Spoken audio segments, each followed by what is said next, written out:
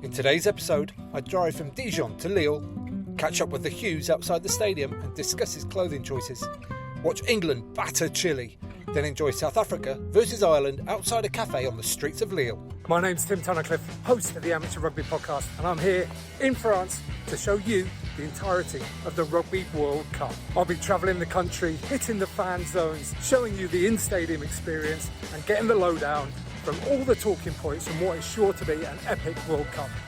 Yesterday I drove from Marseille to Saint-Etienne, freshened up in a service station, headed into the stadium for Argentina versus Samoa, questioned why this man in orange is so angry, and ended up very, very tired. Time for some rest. Morning team, it is a fresh one here and I made it all the way to Dijon last night, drove all the way till just before midnight to this service station. My God, it was cold last night. It got down to like 6 degrees, which doesn't sound that cold, but when you've been used to 26, holy moly, it was fresh. Snuggled up nice and warm in the back of the van, slept like an absolute baby. Onwards today to Lille, where I hope to get there in time for the first game, and then I'm going to the stadium to watch England versus Chile, and then the big one, Ireland, South Africa tonight. All the talks of the 7-1 box bench, I don't give a damn about that. Doesn't matter to me, do what you want, it's a big gamble as well as a big benefit. I think it could be a cracker. Just the 4.5 hours driving to go, let's get this done. I just love how they advertise their cultural places of interest here in France. And on the journey, I got stuck into these chocolate Madeleine longs. Okay, I ate all of them. And before I knew it, I was parked up and headed towards the stadium.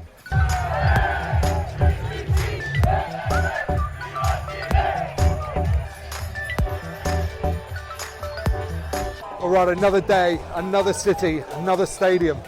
Welcome to Lille.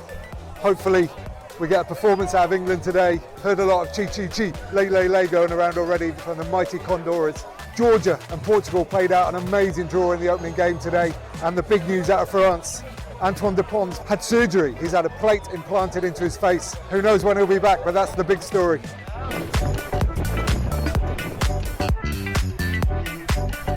Who should I bump into than Stephen Hughes? Hello, Hughesy. Hello, Tim. How are you, mate? Very well, very well. Now, there's lots of ways to do the Rugby World Cup. I'm here for the whole thing. Hughesy, how long are you here for? Well, about an hour and a half. I'm here for the game, a couple of beers, and I'm straight back on the Eurotunnel afterwards. Amazing. What time did you leave your house this morning? 10:10. And back home by? Well, hopefully 10:30. Let's just talk through your attire for today if we can. Yes. So, England play in white. Yes. And what colour did Chile play in? They play in red, yes. Slight technical issue. Couldn't find my white top. Got in the car, realised that Chile play in red. Too late then. What have you made of England's performances so far? You know, Argentina, plus points. We came to the Japan game. I thought we did all right. I mean, they went for it. I thought we did all right with a decent side, but it's a lot going today. I would like us to get a few points today. 50, 60 points, what do you reckon? 50, 60. I mean, the way we're attacking, we'll be lucky with 5 or 6. But we have picked some very attacking players today. Who are you looking forward to seeing? Well, I'd like to see what Marcus Smith does at fullback. I mean, short fullback, that could be interesting.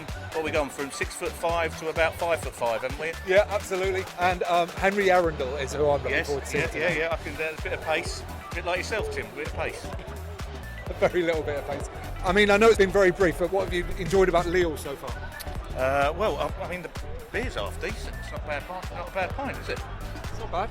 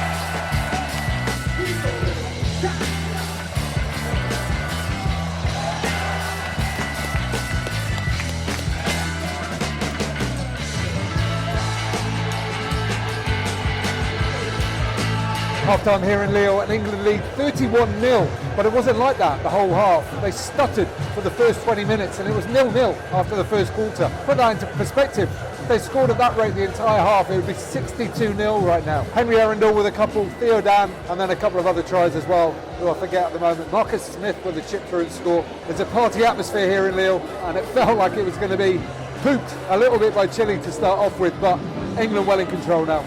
There's now kiss cam going on the stadium thing, a feature of this World Cup.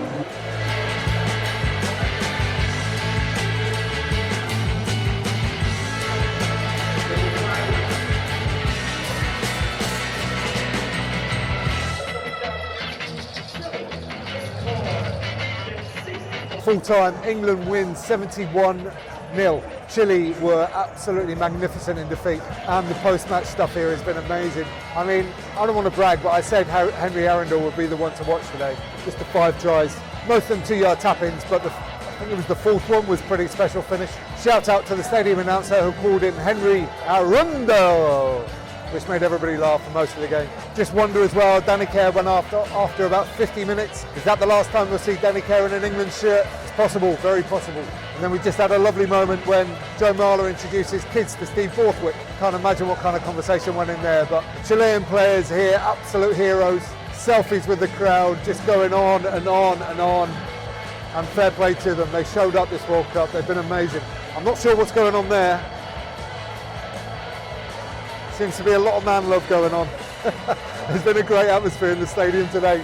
But now we're going to go and try and find somewhere to watch. I mean, it's not much of a game, but South Africa, Ireland, it might be all right, we'll see.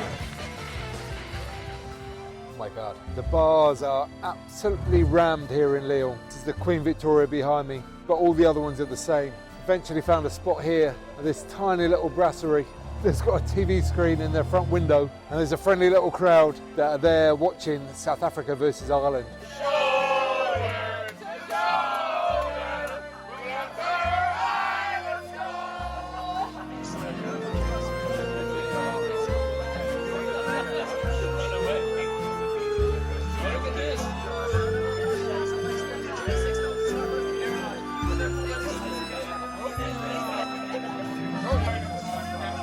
And oh my golly gosh, it's been exactly what everybody expected, an absolute fun fight. Humans flying into each other like you would not believe.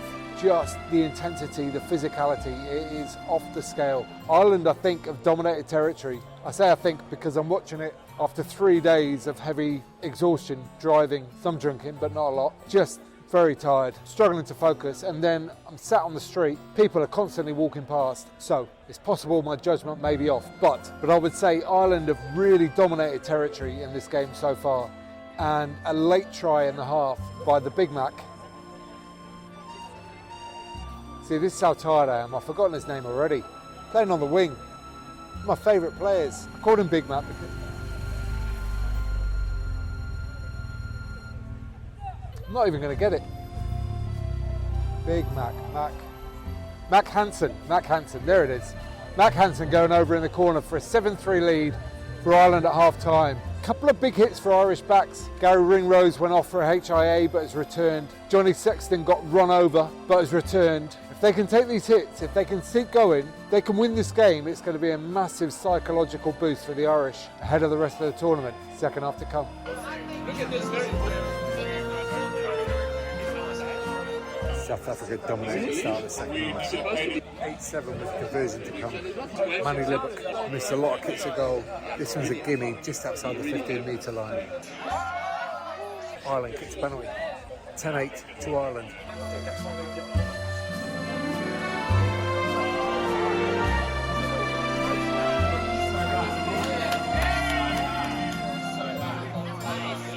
Kind of unclear, but he missed. It's absolutely brutal for South Africa. They rely on their set piece, they rely on their forward dominance. They've just won a scrum penalty and the fly-offs shanked it wide. Again, not for the first time this World Cup. What is going to be the story here?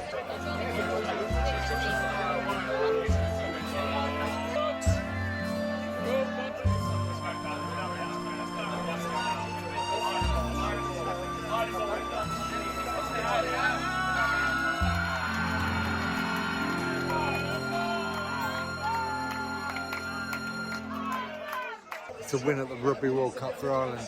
The number 1 ranked team over the World Cup holders. What a game that was. Bon chance.